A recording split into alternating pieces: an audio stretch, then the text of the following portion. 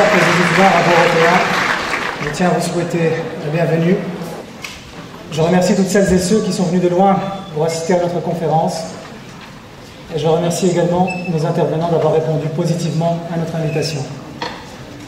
Mais avant de vous les introduire, je vais vous présenter l'hôte de cette soirée, à savoir le Cercle des étudiants arabo-européens, dont je suis président, ainsi que la philosophie qui nous a animés pour la construction de ce projet. Alors, le Cercle des étudiants arabo-européens, c'est une association d'étudiants implantée sur l'ULB depuis près de 15 ans maintenant, animée justement par une volonté de promotion de la réussite académique, sans distinction aucune de race, de sexe ou de religion. Nous proposons de l'aide aux étudiants dans un cadre académique via un système de parrainage où des étudiants en fin de cursus prennent en charge des nouveaux arrivants. Nous voulons effectivement que le cercle soit un facteur de réussite académique.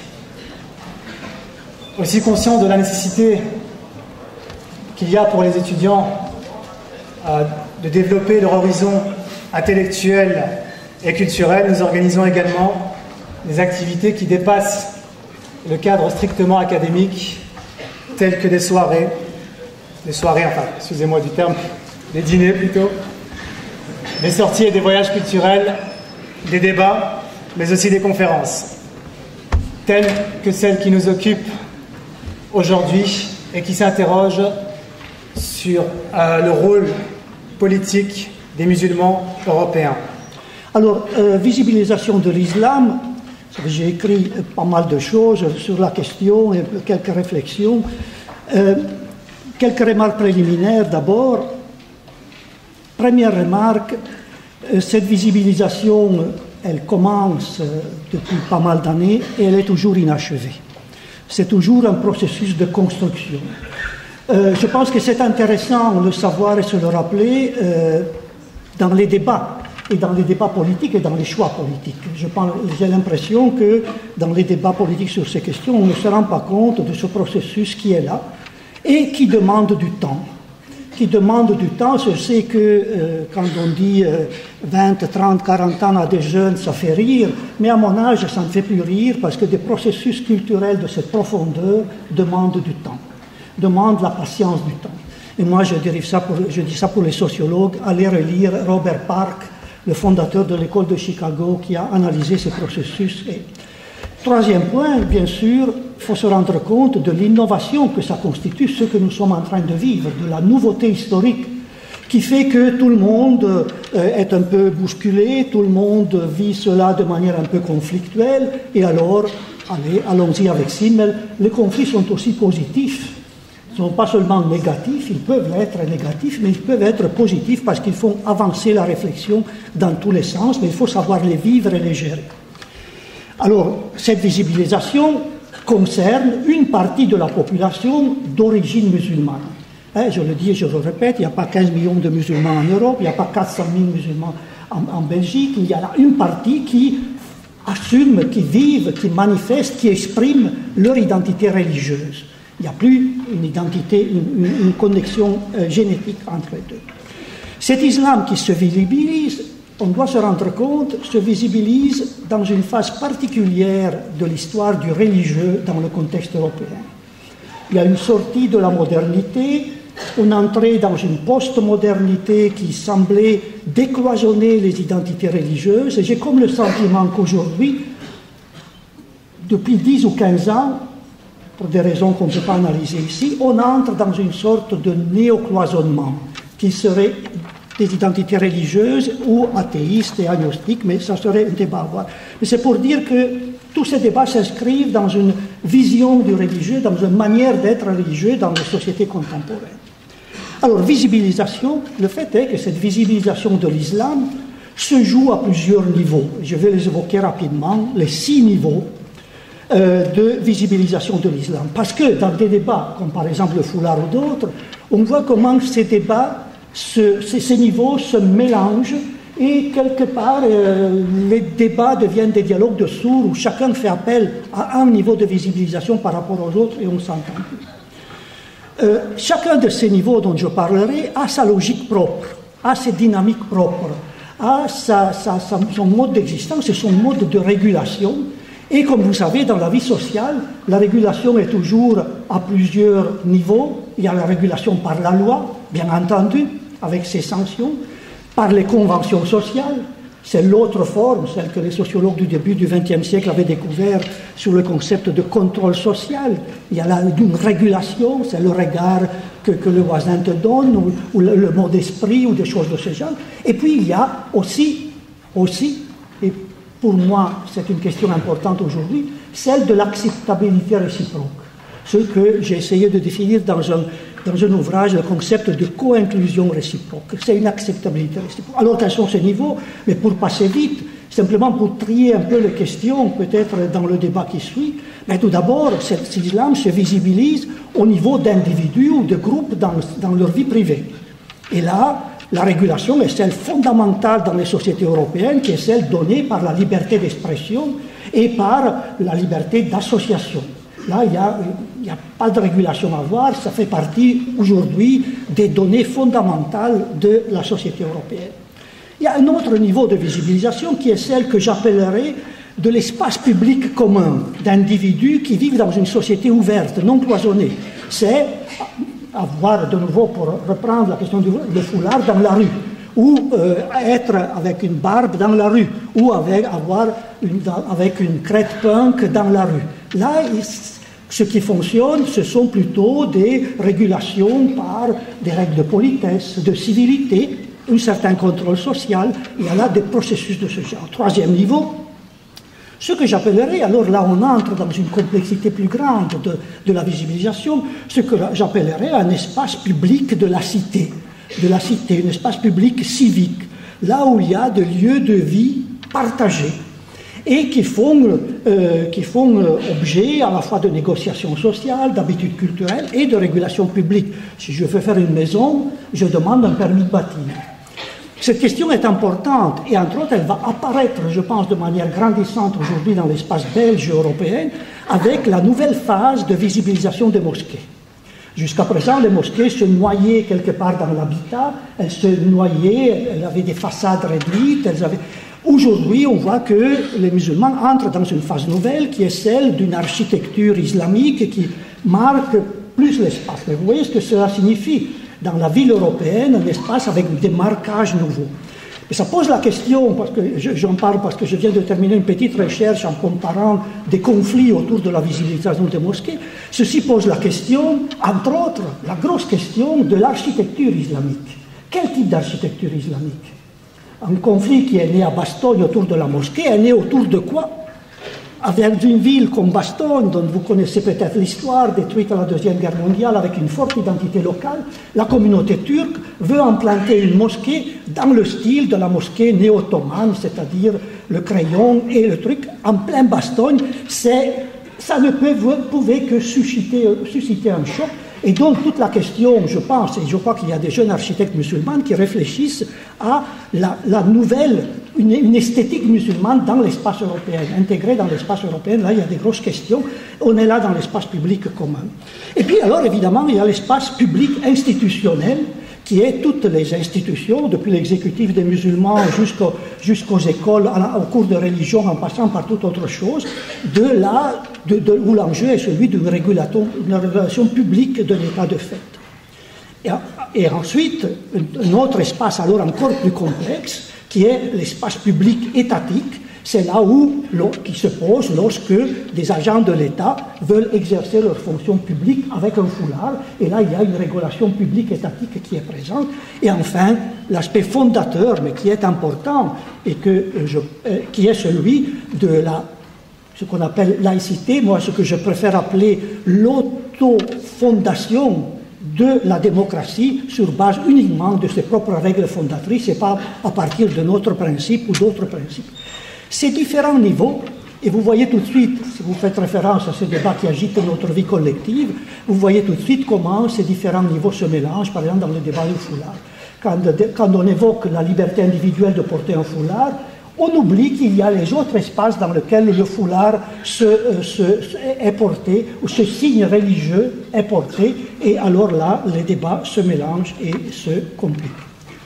Alors, conclusion de ce premier point, moi je dirais que plus une visibilisation dans les espaces publics multiples s'accroît, et plus, sera nécessaire de tous côtés, musulmans et non musulmans, une justification et une réflexion de l'argumentation, donc un retour réflexif accru sur les argumentations. Et alors là, pour cela, moi je pense qu'on est devant un grand besoin à la fois de temps et d'approfondissement, parce qu'il me semble qu'il y a tant du côté musulman que du côté non musulman une carence de la pensée. Je pense que du côté musulman, il y a une grosse question d'une élaboration et d'une réflexion nouvelle. Bien entendu, il y a des locomotives de la pensée. Vous voyez, suivez mon regard, il y a des locomotives de la pensée, mais une locomotive de la pensée ne suffit pas. Donc la question est l'émergence au sein de la communauté musulmane de jeunes générations capables d'une autoréflexivité plus grande et d'une auto-argumentation plus grande. En sachant que si on pose la question religieuse dans l'espace public, on doit pouvoir argumenter dans l'espace public. Il ne suffit pas de dire, comme j'ai entendu récemment à la télévision, de dire « mais non, ça c'est un débat interne à la communauté ». Ça ne suffit pas. Dans la mesure où on argumente, on veut marquer l'espace public, on doit argumenter et accepter la contradiction dans l'espace public sans se retrancher derrière des arguments faciles d'islamophobie ou d'autres choses. Mais aussi du côté non musulman. J'ai parfois l'impression que du côté non musulman, on entend débattre de ces questions-là comme avec des arguments du 19e siècle ou du début du 20e siècle. On n'est plus dans la Troisième République, on est ailleurs, on est dans un espace nouveau. Deuxième point, rôle des musulmans dans la vie politique. C'est-à-dire, je suppose qu'avec ce titre, vous voulez dire quelle est la participation, la manière de participer des musulmans dans l'espace, comment s'activer. Il me semble qu'il faudrait faire là distinguer trois manières, enfin moi je voyais trois manières de concevoir cette idée de participation. La première était de dire, mais avec ce titre, de dire, mais quelle est la participation des populations entre guillemets musulmanes. Un peu comme on aurait dit, quelle est la participation des Arlonnais à Bruxelles, à la vie politique bruxelloise, des gens qui sont venus d'Arlon et qui habitent Bruxelles. Donc un terme générique musulman désignait un terme générique pour dire quelle est la participation de ces personnes, comment elles s'activent. C'est un premier niveau. Mais je ne pense pas que ce soit dans ce sens que les organisateurs ont entendu cette question. Le deuxième niveau est celui de comment la population, entre guillemets, musulmane, se mobilise pour une politique musulmane, c'est-à-dire, par exemple, en termes d'organisation ou en termes de captation du vote ethnique. Il y a eu des débats, il y a eu des ouvrages qui ont été écrits, les dernières élections suscitent cette question. C'est une grosse question, mais là on est dans une sorte de captation d'un vote, entre guillemets, ethnique, ou bien comme les Italiens du NO ont voté pour Elio Di Rupo préférentiellement, ou d'autres. Voilà, il y a là un vote, entre guillemets, un peu d'approximation, on appelle ethnique. Mais il y a une troisième question, un troisième aspect de la participation. C'est ce que j'appellerais d'une politique, un rôle et une participation en vue d'une politique islamique. Donc une politique islamique, je n'utilise plus le terme musulman. Je veux dire par quoi? Je veux dire que je suis frappé par le fait que j'ai comme l'impression que les musulmans européens se mobilisent fortement politiquement, et ça c'est tout en leur honneur, c'est une revendication qu'ils portent depuis 20 ou 30 ans, mais ils se mobilisent fortement et peut-être exclusivement pour des revendications d'un espace plus grand, accru, de l'islam dans l'espace public. C'est ce que j'appelle une revendication islamique. On demande des mosquées, on demande des cours de religion, etc. etc. Vous voyez la différence entre les trois niveaux. Mon impression est que, j'ai deux commentaires et je conclue. Mon impression est qu'il faut bien savoir, c'est tout à fait droit d'une communauté de revendiquer par rapport à ses propres intérêts, et en l'occurrence ses intérêts islamiques. Mais il faut savoir, et mon impression est que si il y a le développement d'une politique islamique seule et privilégiée, comme me semble être souvent le cas aujourd'hui, eh bien il faut savoir que la communauté musulmane doit s'attendre à des réactions accrues, voire à de l'hostilité accrue. Il y a là un enjeu, donc il me semble que la communauté musulmane doit savoir que si elle se limite à revendiquer au nom d'une revendication islamique, elle doit savoir qu'elle va susciter tout naturellement des débats et des réactions dans l'espace public. Mais alors, deuxième réflexion, et surtout si on l'a fait ici à Bruxelles, la question est que, vous savez, les jeunes populations musulmanes occupent un espace grandissant au sein de la jeunesse bruxelloise, et bien au-delà.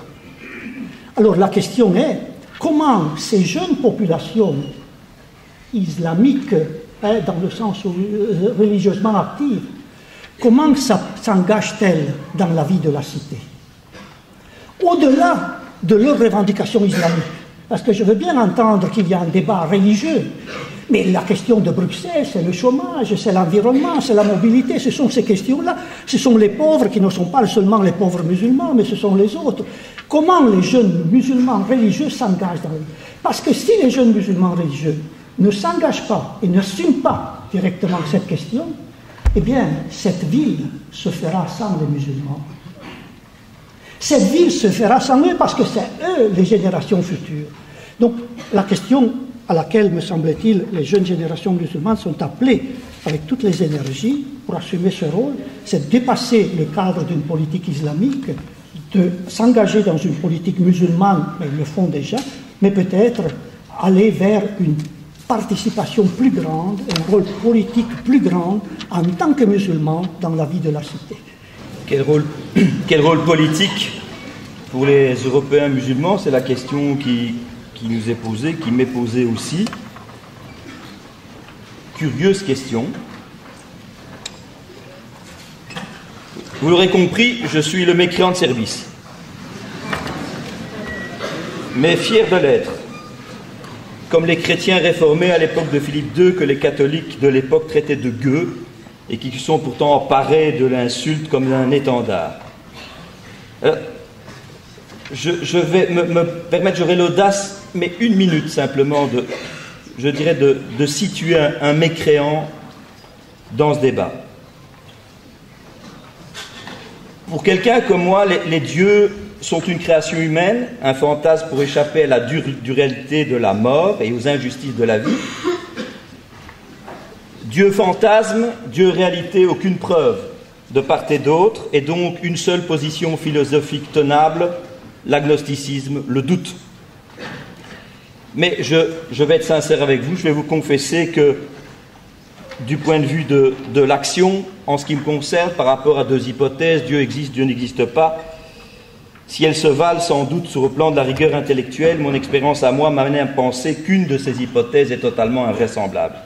Et donc, au plan de l'action, mon comportement à moi, et ça n'engage que moi, sera celui d'un athée, puisque je ne vois pas pourquoi je m'embarrasserais au quotidien d'une hypothèse, certes pas définitivement exclue, mais à mon sens invraisemblable. C'est dire, ma surprise de devoir intervenir dans un débat sur le thème « Quel rôle politique pour les Européens musulmans ?» Non pas que les musulmans présenteraient un problème particulier, mais que la question « Quel rôle politique pour telle famille religieuse ou telle autre ?» me paraît en tant que telle incongrue. Voilà, c'est dit. Et pour continuer d'être désagréable, n'ayant pas pour habitude de pratiquer la langue de bois, j'ajouterai que les religions en général me paraissent quelquefois la meilleure chose et trop souvent la pire.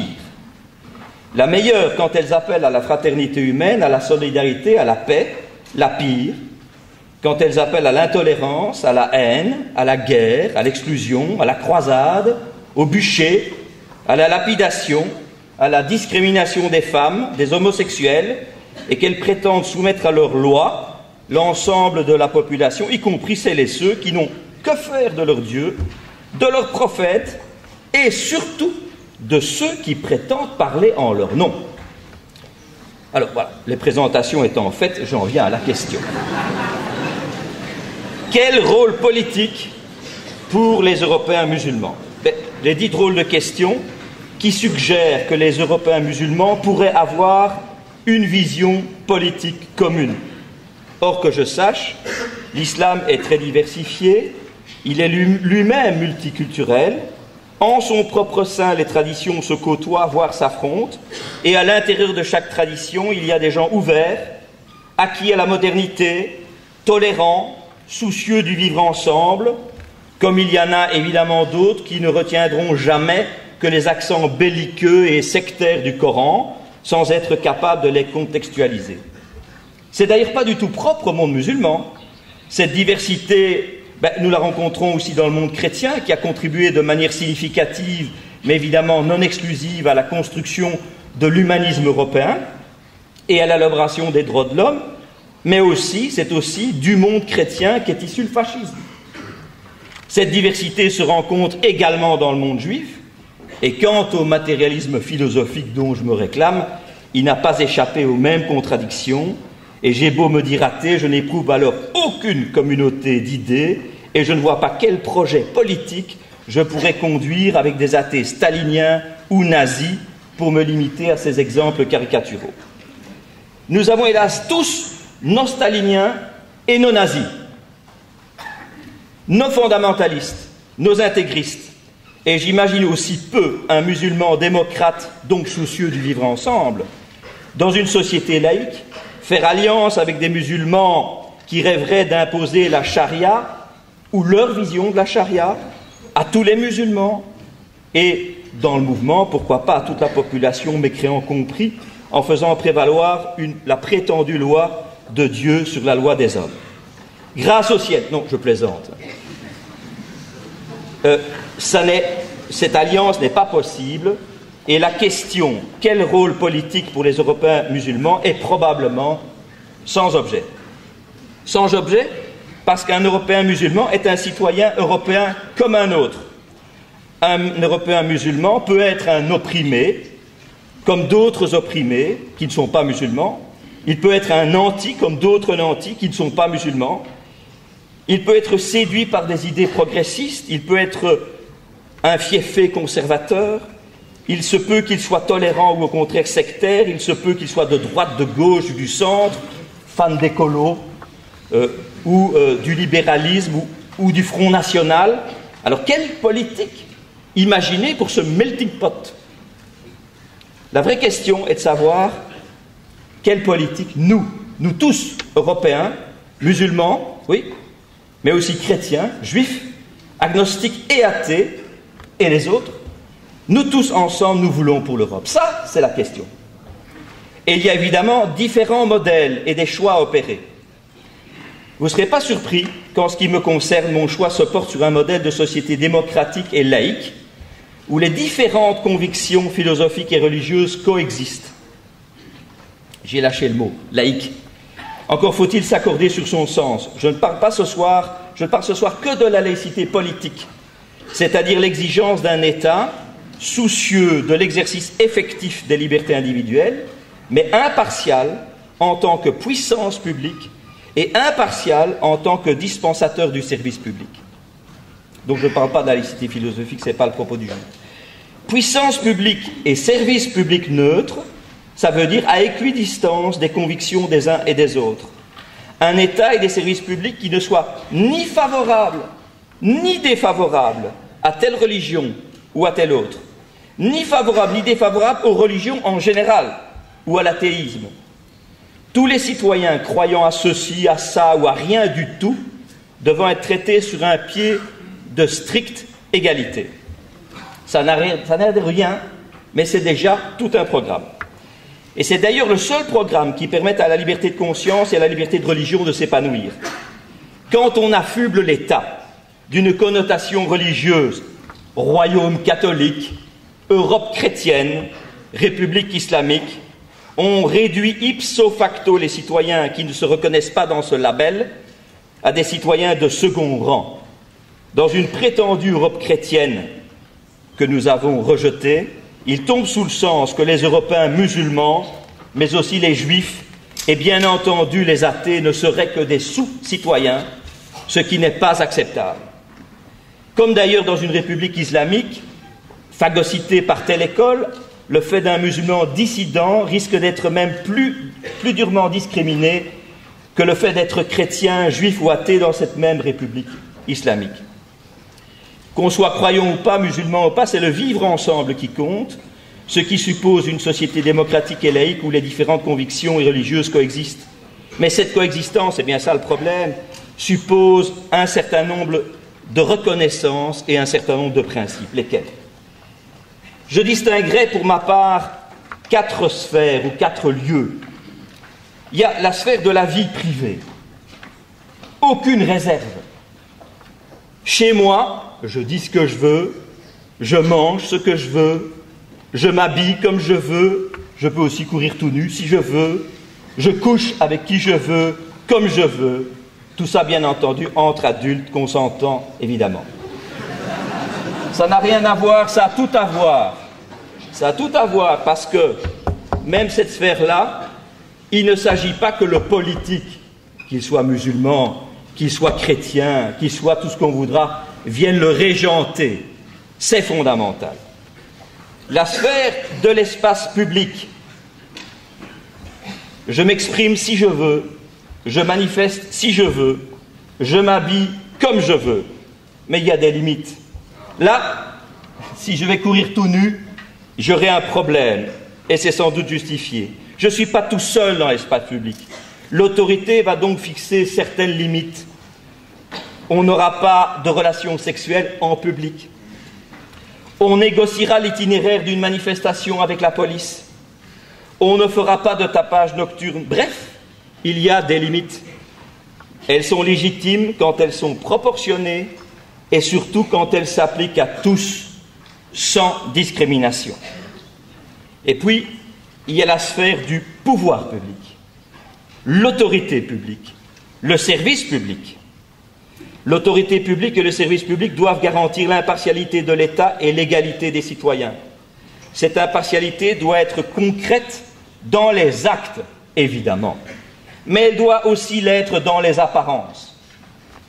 Je suis juriste, un de mes professeurs disait à propos de la justice, non seulement elle doit être juste, mais elle doit paraître juste. Elle peut être juste et paraître injuste, le contrat n'est pas rempli. Pour cette raison, les agents de l'autorité et du service public se garderont d'arborer des signes distinctifs de leur appartenance politique, philosophique et religieuse.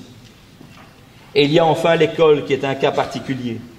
Elle a vocation à construire la citoyenneté des adultes de demain. L'école est la vocation d'intégration sociale. Elle est là pour dispenser des savoirs et des compétences qui sont indispensables à l'autonomie économique des futurs adultes.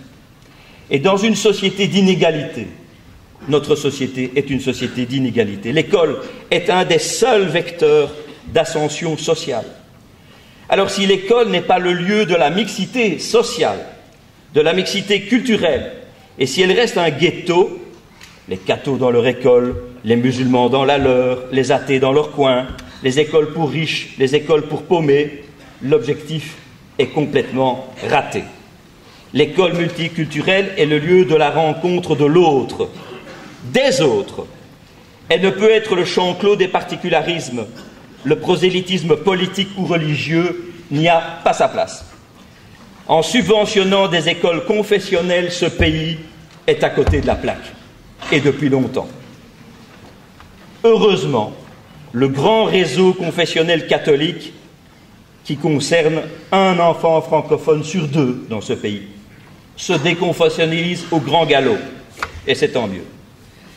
La possible émergence demain d'un réseau d'écoles musulmanes sera une catastrophe pour notre avenir à tous, musulmans ou pas, parce qu'elle accentuera les ghettos et isolera davantage les enfants de parents musulmans qui ont fait ce choix.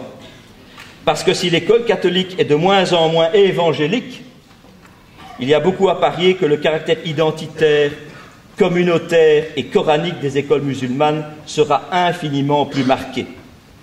En tout cas pendant un certain temps, et cela risque de sacrifier 1 ou 2 générations d'élèves. C'est mon inquiétude fondamentale, c'est mon inquiétude la plus vive, et c'est sur ce point que je terminerai. En termes d'introduction, 3 points.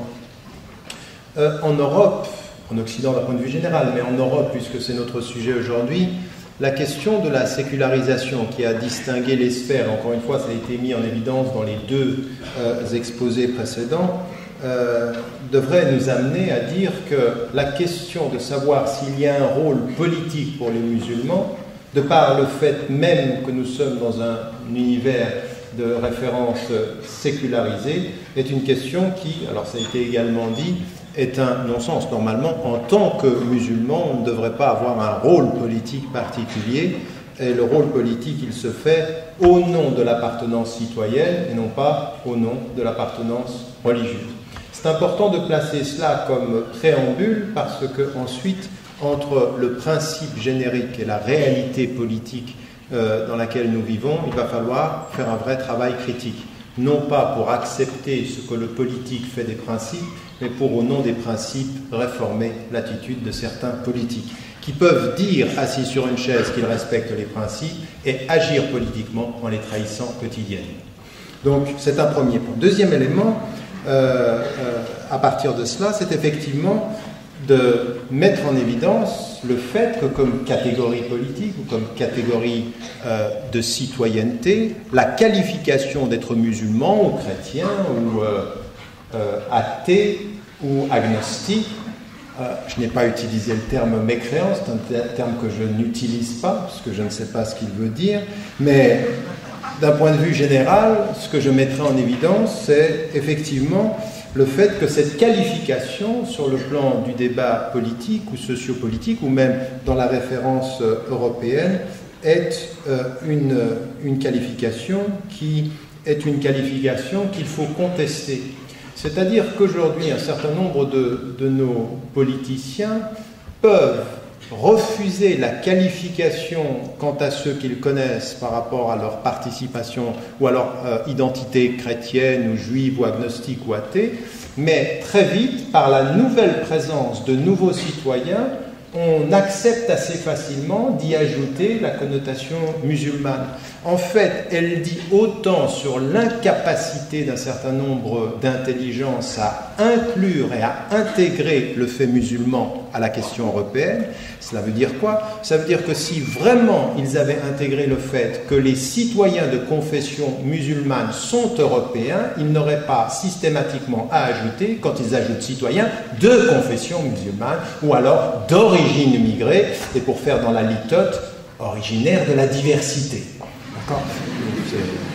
Enfin, on connaît tout cela, mais tout cela ce sont des mots, mais les mots ont un sens, et souvent des personnes qui demandent à leurs interlocuteurs « vous devez vous intégrer » manifestent beaucoup plus que dans leur façon de s'exprimer, eux-mêmes n'ont pas intégré la présence de ce citoyen comme étant pleinement citoyen au-delà de sa qualification. Troisième des points rapidement, c'est que ce qu'il faut regarder, c'est aujourd'hui, au-delà des discours théoriques, la réalité concrète. Parce que ce qui m'intéresse aujourd'hui dans un débat comme celui-ci, c'est comment concrètement les choses se passent et comment concrètement nous pouvons les réformer pour le mieux, pour le meilleur et pour l'avenir de nos citoyens et de notre citoyenneté, de nos sociétés, comme l'a dit d'ailleurs le professeur Dassetto, non pas comme musulmans pensant aux musulmans et à l'islam, mais comme citoyens européens pensant à l'avenir des sociétés européennes d'un point de vue général.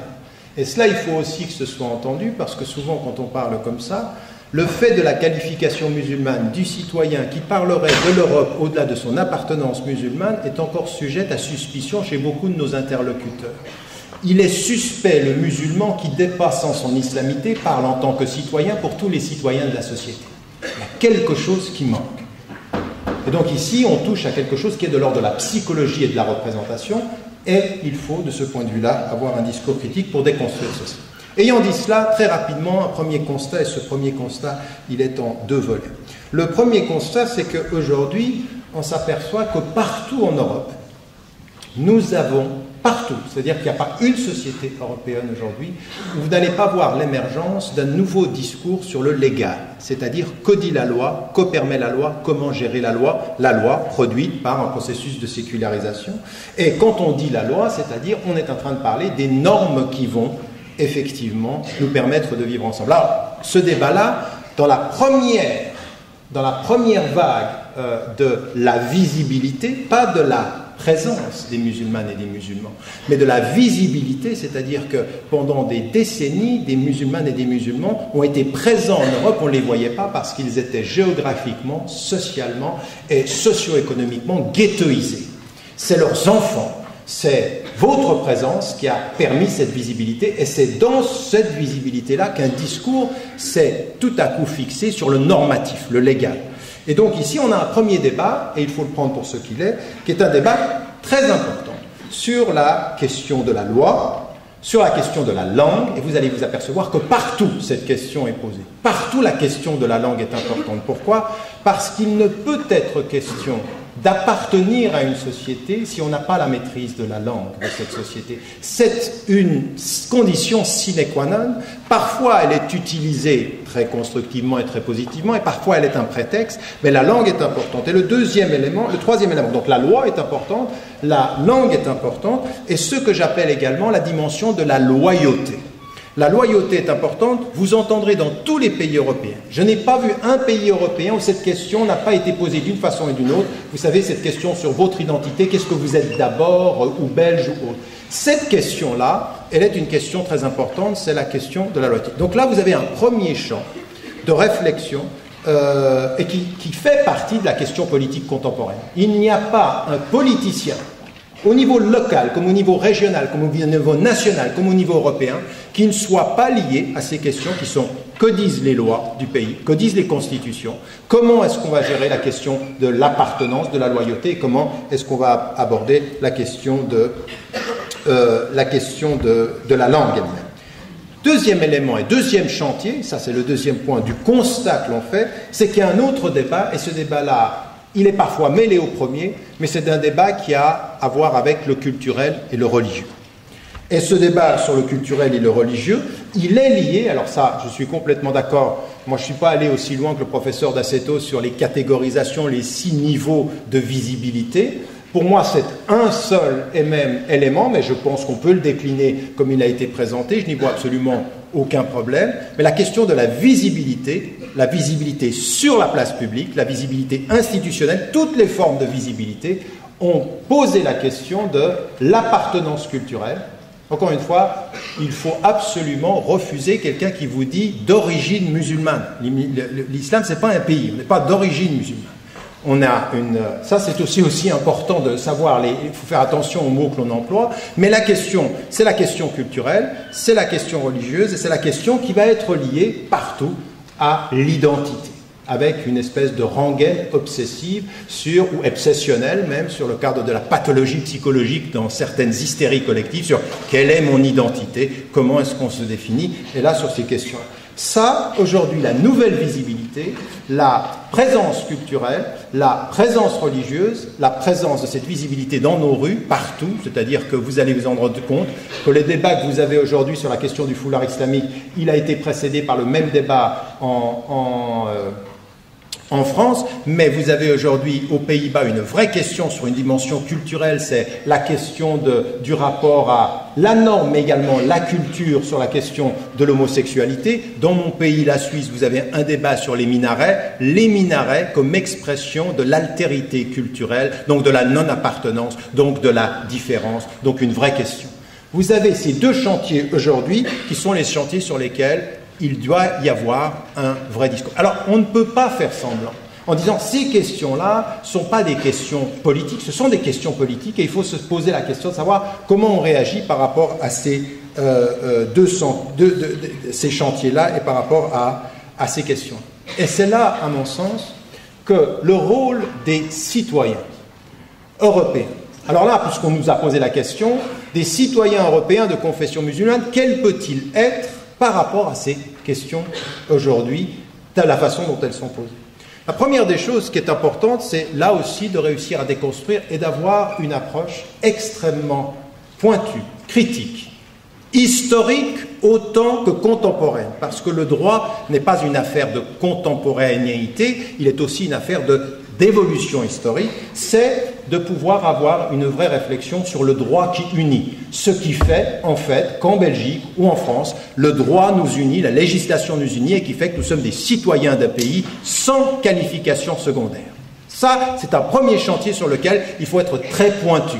Mais vous comprenez bien, il y a des années de cela, on ne comprenait pas bien la question de la sécularisation, on ne comprenait pas bien la question de la laïcité. Mais quand on a commencé à l'étudier, à mieux comprendre, maintenant certains, toujours dans l'ordre de la suspicion, disent « Ah, ils comprennent trop bien maintenant de quoi il s'agit » et ils revendiquent des droits qui sont en fait les vrais droits que nous avons en tant que citoyens. Il y a un chantier ici, qui est un chantier sur la question du droit. Et là, je suis complètement d'accord avec ce qui a été mis en évidence par le professeur D'Aceto, c'est qu'ici, dans le champ du droit, ce qui doit nous préoccuper, ce sont toutes les discriminations. Pas simplement les discriminations qui sont liées aux tenues vestimentaires. Ce sont toutes les discriminations qui font que devant la loi, des femmes et des hommes aujourd'hui ne sont pas traitées de façon égalitaire. Parfois elles sont musulmanes, parfois elles ne le sont pas, elles sont d'origine différente, elles sont de statut différent, mais cette question-là est une question sur laquelle il faut avoir un rapport extrêmement clair sur l'application de la loi, donc le cadre légal. Le deuxième chantier sur lequel il faut absolument travailler, c'est un chantier qui est lié aux questions socio-économiques, c'est-à-dire comment les politiques sociales sont liées dans nos pays. Et encore une fois, comme il a été dit, c'est en tant que citoyen, en tant que politicien, sans avoir une qualification islamique spécifique, qu'il faut s'engager dans ce débat-là en disant aujourd'hui ce qui nous intéresse, c'est la lutte contre toutes les discriminations, c'est la reconnaissance de la dignité des femmes et des hommes, c'est la reconnaissance de la dignité de tous les citoyens, c'est de développer une politique juste sur le plan social pour permettre une politique possible de l'appartenance. C'est quand on est impliqué sur la justice entre nous qu'on commence à sentir qu'on appartient à la justice dont on critique les injustices. Donc cette dimension-là est importante. Et le troisième des chantiers, qui me paraît aussi important, est un chantier qui est celui dont on ne parle pas suffisamment. L'Europe, pour nous tous les citoyens que nous sommes, doit absolument aujourd'hui absolument développer une perception beaucoup plus englobante, holistique de la question de l'immigration. Parce que la survie économique de l'Europe, elle ne se fera pas sans immigration. Et tant qu'on ne prendra pas le chantier, le dossier de l'immigration pour ce qu'il est, et qu'on n'utilisera pas l'immigration pour la confondre avec le culturel, pour la confondre avec le social, pour que systématiquement, quand on a de nouveaux immigrés, on jette la suspicion sur tous les anciens installés, tous ceux qui appartiennent vraiment aux sociétés, tant qu'on n'abordera pas ces questions pour ce qu'elles est, on va confondre les ordres. Alors permettez-moi de conclure maintenant en disant simplement une chose qui me paraît... en ayant déconstruit ça, ce sont les trois chantiers sur lesquels je pense que nous devons travailler, les trois responsabilités des citoyens. De confession musulmane, puisqu'encore une fois, c'est ce qu'on nous pose, et moi j'ai envie de dépasser cela en disant, finalement, la responsabilité de nous tous ici présents, citoyens européens, pour vous majoritairement citoyens belges, quelles sont nos responsabilités, et quel rôle peuvent aussi jouer constructivement en contribuant à ce débat-là des personnes qui seraient de confession musulmane, mais qui seraient d'abord citoyens. Premier des éléments, c'est un travail de clarification. Premier objectif, un vrai travail de clarification. Et j'aimerais dire une chose, s'il y a une chose que les citoyens de confession musulmane peuvent apporter au débat aujourd'hui, c'est de réconcilier les politiciens belges comme les politiciens européens avec la politique. C'est d'arrêter de nous faire de la politique émotionnelle et de la politique culturelle. C'est d'arrêter de déplacer le champ du vrai débat politique sur des questions absolument secondaires, en nous laissant penser que l'avenir de la Belgique correspond à régler la question de quelques centaines de burqas ou du foulard, parce que ce ne sont pas les vraies questions. Ça veut dire en fait de réconcilier l'Europe avec ses valeurs, de réconcilier le débat politique avec la vraie question politique, c'est-à-dire comment aujourd'hui on a une vision pour l'avenir, sur la question de l'égalité sociale, sur la question comme il a été dit, sur l'emploi, sur la question de l'habitat. Tout ça, ce sont des questions, donc, et puis de vraiment poser des questions d'égalité et d'égalité devant la loi. Mais il y a un autre travail. Alors ça, c'est spécifiquement des citoyens de confession musulmane ou des politiciens de confession musulmane. Et ce qu'a dit le professeur D'Aceto sur ce plan-là, je crois que c'est très important de l'entendre. En même temps qu'on réussit à distinguer les ordres, on dit là, c'est du politique. Là, ce que l'on veut, c'est des vraies questions légales, c'est du législatif. Ce qu'on veut, c'est le commun légal et le projet politique commun. C'est-à-dire le commun qui nous permet de vivre ensemble et la vision commune qui nous permet d'aborder l'avenir. C'est-à-dire légal et politique. Politico-légal, les deux dimensions.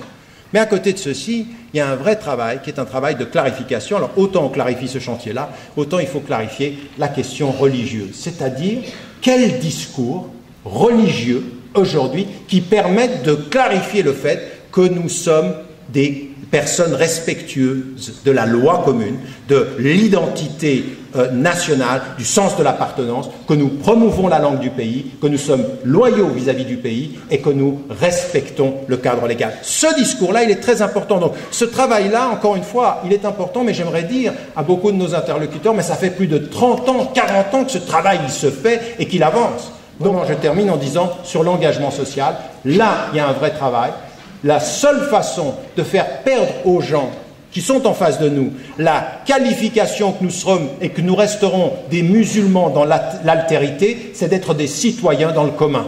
Des citoyens dans ce qui est commun pour faire changer les perceptions de l'islamité dans l'altérité. Comment? En s'engageant sur un certain nombre de chantiers qui sont importants. Alors je l'ai dit, la question de l'emploi, la question de l'habitat, la question des femmes, mais pas simplement des femmes musulmanes, la question du salaire égal au travail égal, de la discrimination. Quand vous êtes une femme qui va pouvoir avoir des enfants ou quand vous êtes une femme qui a dépassé les 45 ans, vous faites face dans toutes nos sociétés à des discriminations dans lesquelles il faut s'engager. Il ne faut pas regarder que le foulard. C'est la question de la femme et de l'égalité de la femme. Et j'étais très content d'entendre Bob Hérault l'autre jour à la télévision dire « Mais écoutez, quand on a un parlement où il n'y a que quelques pourcents de femmes, moins de 30% de femmes, on n'a pas de leçon à donner sur l'égalité des hommes et des femmes au monde entier. Il faut se regarder et être critique. Mais là, les citoyens, nous tous qui sommes ici, il faut que ce soit notre combat aussi. Les autres chantiers, c'est l'écologie, la question de l'écologie et la question du climat. Là, on n'entend pas beaucoup de voix de citoyens qui seraient de confession musulmane. C'est comme si ça ne nous intéressait pas. Ce chantier-là, il est le nôtre. La question de la crise économique,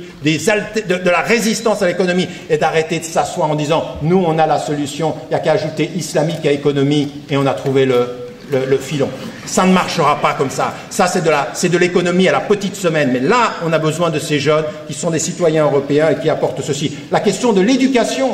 Parce que moi, je suis aussi pour une éducation neutre. Je suis aussi pour une éducation qui émancipe les consciences. Mais qu'on ne vienne pas me dire que c'est le vêtement qui émancipe la tête. Ils ne viennent pas me dire ça. Non, on vous a dit, n'applaudissez pas. La vraie question, moi j'étais sensible à ce que disait Régis Debray, quand il disait, mais même les insignes qui sont liés aux multinationales, il faudrait se poser la question. Parce que quand on laisse entrer nos élèves avec des grandes marques, et que ces marques-là, elles sont en train d'exploiter des enfants à $1 par jour dans les pays du tiers-monde, et qu'on explique que ça, vous a libéré sa tête, c'est pas vrai. Vous avez libéré sa tête. Non, on n'est pas en train de rigoler. On est en train d'exploiter des enfants et on est en train d'accepter dans nos écoles, au lieu de la neutralité, n'importe quoi qui a à voir avec l'argent, mais pas avec le principe culturel et religieux. Qu'est-ce que c'est que cette neutralité-là? Alors moi, je suis d'accord qu'on peut ne pas être d'accord, mais au moins qu'on ait un vrai débat. On ait un vrai débat de fond sur ces questions-là. Pas qu'on commence à nous dire un symbole suffit à vous coloniser la tête. Non, c'est si vous êtes colonisé par la perception, alors vous avez une tête qui n'est pas libre, alors vous avez une pensée qui n'est pas suffisamment critique de ce point de vue-là. Ça, ce sont des vrais débats sur lesquels il faut s'engager, mais vraiment, parce que moi je suis d'accord, les écoles ghetto, il faut les refuser, parce que certains, dans leur pensée musulmane, ils n'ont pas envie d'une école avec des principes qui libèrent, ils ont une envie d'école islamique qui enferme les musulmans entre eux. Ça ne peut pas être l'avenir de notre présence en Europe. Et là-dessus, je suis complètement d'accord. Sur les questions éthiques également, nous devons nous engager. Et dernier élément, je l'ai dit et je l'ai répété, la question de l'immigration est centrale. Et là, s'il y a un rôle que les politiciens ou que les citoyens de confession musulmane peuvent jouer, c'est deux choses qui doivent être aussi importantes. C'est aussi des questions de médiateurs, d'être des médiateurs. Ne pas oublier d'où on vient. Ne pas oublier que vous venez peut-être du Maroc ou de la Turquie. Ne pas oublier cette histoire-là. Pour deux raisons. D'une part, parce que ceux qui arrivent maintenant, ce sont des gens qu'on est en train de criminaliser. L'Europe devrait avoir honte de sa politique de migration, d'immigration et d'enfermement. On est en train d'avoir des murs virtuels. C'est honteux ce qui est en train de se passer. Quand vous avez vu ce qui s'est passé à Calais, ça ne peut pas être les valeurs de l'Europe qui sont représentées dans la façon dont on a pris des mineurs et puis qu'on les a, après des histoires qui sont liées à fermer Sangatte et tout ça, mais quand vous savez ce qui est en train de se passer dans nos sociétés, entre l'Europe de l'Est et l'Europe de l'Ouest, quand on voit la prostitution, quand on voit comment on traite les femmes, ce nouveau marché de l'esclavage, à un moment donné, il faut qu'on se dise, mais comment est-ce qu'on peut aider? Comment est-ce qu'on peut contribuer aussi à faire une chose? C'est que les nouveaux immigrés, ils arrivent avec une culture. Ceux qui sont installés peuvent faire un travail de médiation, peuvent faire un travail d'intégration à aider. Ils sont partie de la solution, si et seulement si ils ne nient ni leur passé, ni n'acceptent les aliénations du présent. C'est-à-dire un travail critique. Sur ces trois chantiers-là, je pense que nous avons un vrai travail à faire en tant que citoyens, en tant que politiciens. Ça ne veut absolument pas dire que nous nions notre référence musulmane, mais elle peut être un outil de médiation pour construire notre avenir commun. Merci. Après, à la fois l'islamologue, le laïc de service, le professeur d'université, c'est maintenant la politique de service qui est là. Et je voulais d'abord peut-être, avant de commencer, vous parler aussi de ce qui m'a amené, moi, à faire de la politique. C'est justement, il y a une trentaine d'années d'ici, toutes les questions liées à la fois à l'immigration et aux migrations ici dans notre ville à Bruxelles. Et c'est vrai que dans les années 60, moi je m'en rappelle assez bien, dans les années 60, l'immigration arabe et turque qui arrivait chez nous était une immigration qui était finalement relativement discrète. Quand elle était rencontrée, on la considérait parfois comme un peu exotique, sympathique. En tout cas, elle était perçue comme quelque chose de pas vraiment négatif. Et puis dans les années 70, avec la crise économique, la crise pétrolière, la question de la protection de la main-d'œuvre belge par rapport à la main-d'œuvre immigrée, les choses se sont un peu modifiées et l'immigration qu'on avait mobilisée pour un développement en Belgique a commencé à être perçue plutôt comme un mal, une difficulté, un problème. Elle a été définie en termes de problème. Et c'est vrai qu'à ce moment-là, à cette époque-là, on a pensé, dans les années 70, qu'en fermant les frontières, on allait tout régler. On a d'ailleurs arrêté l'immigration en Belgique en 1974, en se considérant qu'une fois les frontières fermées, tout allait être résolu. Évidemment, grave erreur, fiction totale. On a aussi pensé que l'immigration était plutôt quelque chose qui ne résolvait aucun problème, ce qui est faux également. Autant pour les pays d'origine que pour les pays d'accueil, l'immigration a amené énormément de choses extrêmement positives. Depuis d'ailleurs et aujourd'hui, d'autres l'ont dit et vous le vivez vous au quotidien, les choses ont très sérieusement évolué et pas toujours en bien. Il est vrai que depuis le 11 septembre, est ce qu'on a appelé la guerre du bien contre le mal, voilà, il y a une appellation complètement stupide et qui a fait énormément de tort et qui a d'ailleurs nourri un peu partout en Europe et dans le monde l'exacerbation des sensibilités de tout le monde, de quelque camp que l'on soit, sous des formes d'ailleurs assez particulières. On a aussi assisté ces 10 dernières années à un retour du religieux, n'en déplaise quelque part aux laïcs, il y a, c'est vrai, un retour du religieux, et ça sur le terrain d'un continent en Europe, ou en tout cas dans l'Europe de l'Ouest, où la religion avait plutôt disparu, on s'était sécularisé, et où, grosso modo, on ne s'attendait pas à voir revenir, entre guillemets, du religieux, et encore moins, si je peux dire, de l'islam.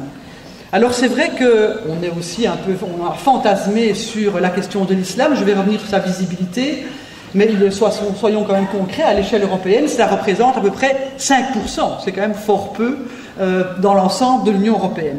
Alors c'est vrai qu'il y a des débats assez passionnés, assez difficiles, pas ce soir où je pense qu'on prend le temps et c'est bien de parler, mais il y a des débats passionnés, vous le savez tous, sur la liberté d'expression, sur la liberté de conscience, est-ce qu'elle se décrète par une loi d'interdiction, par exemple, du foulard ou pas, sur la question de l'égalité entre les hommes et les femmes, sur la question du communautarisme politique, qui a à la fois des avantages, il faut que des musulmans et d'autres soient engagés en politique, mais jusqu'où est-ce que cela devient une nouvelle forme de clientélisme politique, ou au contraire une vraie bataille où tout le monde est sur pied d'égalité. La question de ce qu'on appelait à l'époque l'intégration des immigrés est devenue aujourd'hui un problème beaucoup plus difficile. Alors sur le fond, est-ce qu'il faut se résoudre à penser, comme certains essayent de le faire croire, parfois d'ailleurs avec beaucoup de simplification, que l'alignement de chacune des communautés, de chacune des cultures, de chacune des religions, l'alignement côte à côte de tous ces particularismes est une bonne chose. On fait croire d'ailleurs que le modèle anglo-saxon, ce n'est que l'alignement les uns à côté des autres des particularismes, ce n'est pas vrai, c'est beaucoup plus subtil que ça. Ou bien est-ce qu'on doit s'engager vraiment dans un dialogue, j'insiste, dans un dialogue dont on ne sort pas indemne. Quand on s'engage dans un vrai dialogue, on ne sort pas le même au début, enfin à la fin du dialogue au début. C'est ça le principe même d'un dialogue, c'est qu'on est transformé à la sortie.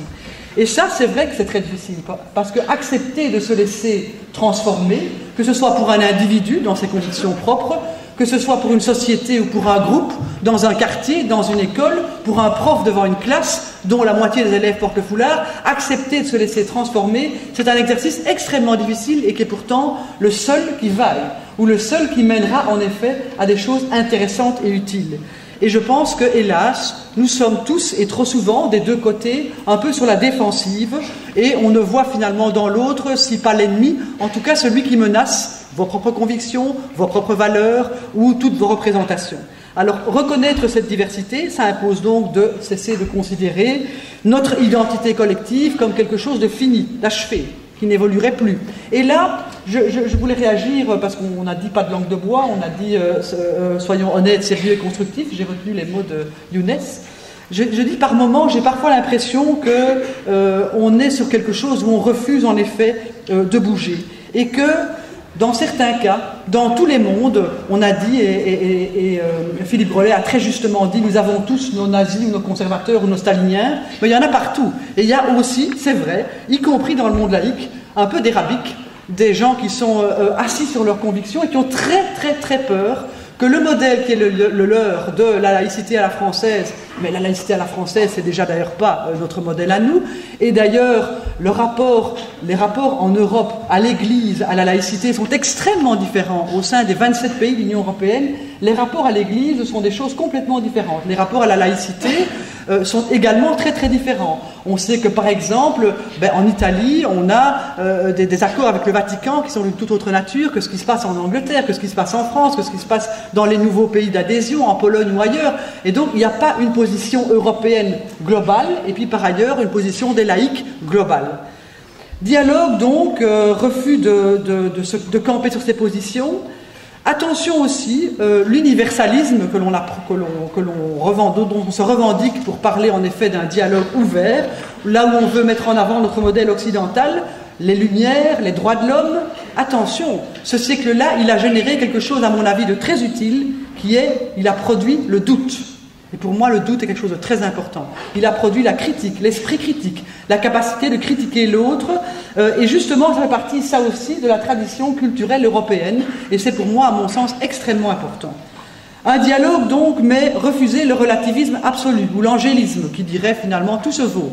Tout est égal, en définitive, cessons de faire, de pointer les choses différemment. Tout se vaut, tout est égal, toutes les valeurs sont les mêmes. Ce n'est pas vrai. Ce n'est pas vrai parce que je pense que quand George Bush déclarait « Notre style de vie n'est pas négociable », c'est extrêmement dangereux. C'est George Bush qui a dit ça, c'est très dangereux.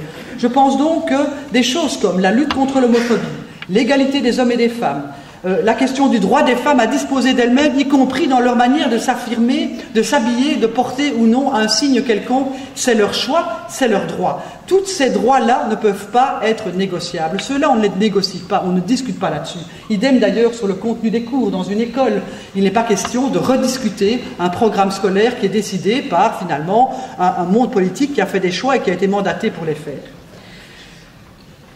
Dans l'espace public, le professeur D'Assetto expliquait très très bien les différents espaces publics dans lesquels finalement l'islam se visibilise aujourd'hui et se visibilise finalement en s'affirmant et en s'assumant de façon beaucoup plus claire, beaucoup plus, beaucoup plus visible et surtout beaucoup plus, ce qui apparaît comme attentatoire pour une série de gens, cette visibilité de l'islam. Cet islam, je crois vraiment qu'on doit aussi, d'ailleurs comme la religion juive ou la judaïté, cesser de confondre tous les niveaux. M. D'Assetto nous expliquait très bien les niveaux d'espace public. Il y a aussi d'autres niveaux où on embrouille tout et on mélange tout, comme dans les débats télévisés du dimanche souvent, où en mélangeant tout, on mélange l'islam comme en même temps, pour certains, représentant une culture c'est-à-dire des modes de vie, des valeurs, représentant pour d'autres une vraie religion avec sa doctrine et en plus avec ses doctrines ou ses nuances au sein même de l'islam, mais aussi en représentant ou en prenant l'islam parfois comme un mode de civilisation ou en prenant l'islam comme une idéologie. Toutes ces représentations ou ces visions différentes de l'islam amènent évidemment à des regards extrêmement différents. Et je pense qu'aujourd'hui, dans les débats un peu passionnés qu'on peut avoir, on mélange tout, on confond tout, c'est extrêmement dangereux par rapport aux solutions qu'on doit trouver. Mais vous le savez, vous le vivez probablement au quotidien, et probablement peut-être plus les jeunes filles que d'autres, vous vivez à quel point aujourd'hui la susceptibilité est grande. Et chez les non-musulmans, il faut le reconnaître, il y a par moments de la lassitude, pour ne pas dire parfois du ras-le-bol. Certains considèrent ou sentent ou ressentent cette affirmation identitaire qui est la vôtre comme quelque chose d'insupportable, comme quelque chose qui marche sur leur propre liberté, qui éventuellement menacerait leur fille à eux de porter un jour des manches courtes ou des jupes, comme si le problème se posait en ces termes-là, mais la perception est souvent celle-là. Ce qui entraîne évidemment de l'autre côté, chez les musulmans qu'ils soient très religieux, plutôt des musulmans culturels ou peu importe, ça génère de l'autre côté repli, fermeture, procès d'intention, et de l'un côté on s'envoie des racistes, et de l'autre on s'envoie des islamophobes, et on est dans quelque chose aujourd'hui où le dialogue est extrêmement difficile, y compris, c'est paradoxal, au sein des progressistes. C'est étonnant. La gauche, qui en général est plutôt celle qui a porté, entre guillemets, l'intégration des immigrés, qui a porté le droit de vote des étrangers, qui a porté cette volonté de faire des citoyens étrangers résidant dans notre pays ou belges d'origine étrangère, et je ne dis pas belges d'origine musulmane, je dis belges d'origine étrangère parce que leur nationalité première était autre. Tous ceux qui ont milité pour cela, aujourd'hui, sont divisés entre ceux qui ont une volonté plutôt d'ouverture, de dialogue et d'accepter cette transformation par rapport à ceux qui, aujourd'hui, pour toutes sortes de bonnes raisons également, campent sur une série de positions de manière parfois plus défensive, y compris d'ailleurs au sein des féministes. J'en parle à l'aise, j'ai travaillé dans les milieux féministes pendant des années, je suis très fâché parfois d'entendre certaines amies à moi, qui ont parfois 5 ou 10 ans plus que moi, des féministes de la première heure, et heureusement qu'elles ont été là pour revendiquer une série de droits qui à l'époque étaient impossibles, le droit d'avoir un compte en banque pour une femme, le droit d'avoir l'accès à toutes sortes de libertés, y compris le droit à disposer de son corps et le droit à l'avortement, etc. Mais ces femmes-là aujourd'hui sont parfois, à mon sens, un peu intolérantes et considèrent que le féminisme tel qu'elles l'ont conçu est donc le féminisme qui doit s'appliquer à tout le monde. Je pense qu'il y a aussi, y compris chez les femmes de confession, de culture musulmane, il y a aussi un féminisme qui recherche des voies différentes, des expressions autres, et que les féministes de chez nous, laïcs convaincus, doivent pouvoir entendre également que dans le monde musulman et chez les femmes musulmanes, il y a aussi l'émergence d'un féminisme musulman qu'on doit pouvoir entendre et intégrer, sans quoi, je dirais, les mondes vont continuer de s'opposer. Alors c'est vrai qu'à l'échelle européenne, comme je l'ai dit, les religions, le rapport entre l'Europe et les religions est très différent. Vous savez qu'autour des fameux traités et du fameux traité constitutionnel, dont d'ailleurs aujourd'hui en Irlande on décidera de voter oui ou non pour lui donner une chance d'exister, toujours est-il qu'autour du fameux traité constitutionnel, il y a eu des discussions très très vives également sur la question de savoir si l'Europe devait, oui ou non, se référer à des valeurs religieuses, et en l'occurrence à des valeurs chrétiennes. Ça a été une discussion très très vive. Je pense d'ailleurs que, comme je le disais, les rapports à la religion chrétienne n'ont guère de sens à l'échelle européenne parce que l'Europe est irriguée aussi de musulmans dans d'autres parties de l'Europe, est irriguée de laïcs, de francs-maçons, d'évangélistes, d'anglicans. Donc la référence aux valeurs chrétiennes est à mon sens une erreur au sens où l'Europe est bien plus diverse du point de vue de ses appartenances ou de ses histoires religieuses et philosophiques. Toujours est-il qu'il reste une chose difficile aujourd'hui. Vous savez qu'à l'échelle européenne, énormément de lobbies se font entendre à l'égard du Parlement ou de la Commission européenne pour faire valoir leur point de vue. Tant et si bien d'ailleurs que, et de façon très imparfaite, à l'échelle européenne, il y a un registre des lobbies et une nécessité de transparence des lobbies. Je regrette profondément que les lobbies religieux, quels qu'ils soient d'ailleurs, n'aient pas le même registre ou les mêmes devoirs que les lobbies autres, les lobbies industriels, les lobbies économiques, les lobbies de toute nature. Il me semble que le lobby religieux peut évidemment se faire entendre, mais il ne peut pas disposer finalement d'un autre statut que les autres lobbies à l'échelle européenne. Et pour terminer, je voudrais vous dire un mot des accommodements raisonnables. Je parle de ça parce là aussi, on dit tout et n'importe quoi. Tout le monde a tout mélangé à ce sujet. Je pense que les accommodements raisonnables, qui sont quelque chose qui a prévalu et qui prévaut encore au Québec dans un système assez différent du nôtre, et à propos duquel d'ailleurs on cherche à dire que la fameuse commission Taylor-Bouchat, elle aurait enterré définitivement les accommodements raisonnables. C'est d'ailleurs pas vrai parce que les gens qui les ont critiqués étaient parfois aussi des gens extrêmement conservateurs. Toujours est-il que les accommodements raisonnables sont à mon sens aussi un des éléments qui pourrait nous aider à entrer dans cette logique de dialogue.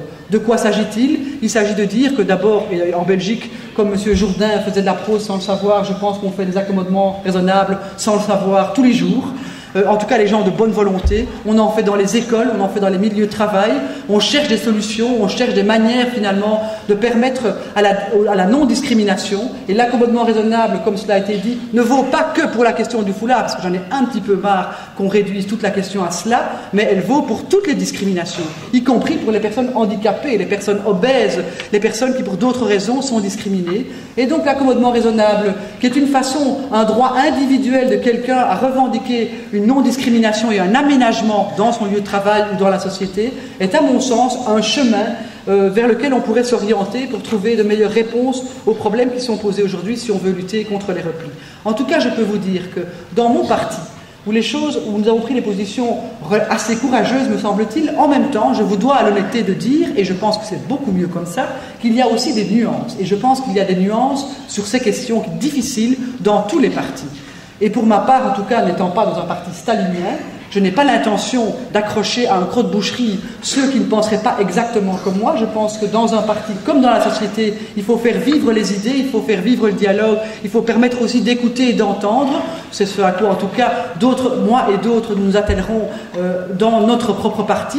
C'est ce à quoi nous attellerons dans la société en général, sur toutes les questions que nous avons à résoudre. Mais en tout cas, les mots qui, moi, me mobilisent dans les moments à venir sur toutes ces questions sensibles, c'est le temps, comme l'a très bien dit M. Dassetto, et il se passe beaucoup de choses dans nos quartiers au quotidien, dont on parle peu, qui sont des choses positives, qui sont parfois du bricolage, des aménagements, mais le bricolage et les aménagements, c'est ça aussi qui fonde l'appartenance de tout le monde, c'est ça aussi qui permet à chacun de se retrouver. Moi j'aime bien le bricolage, j'aime parfois mieux le bricolage que l'interdiction ou la loi. Je pense que le bricolage au quotidien, sur le terrain, par des édiles locaux, par les associatifs, sont parfois des manières de répondre aux problèmes qui sont parfois plus intelligentes que le débat philosophique général.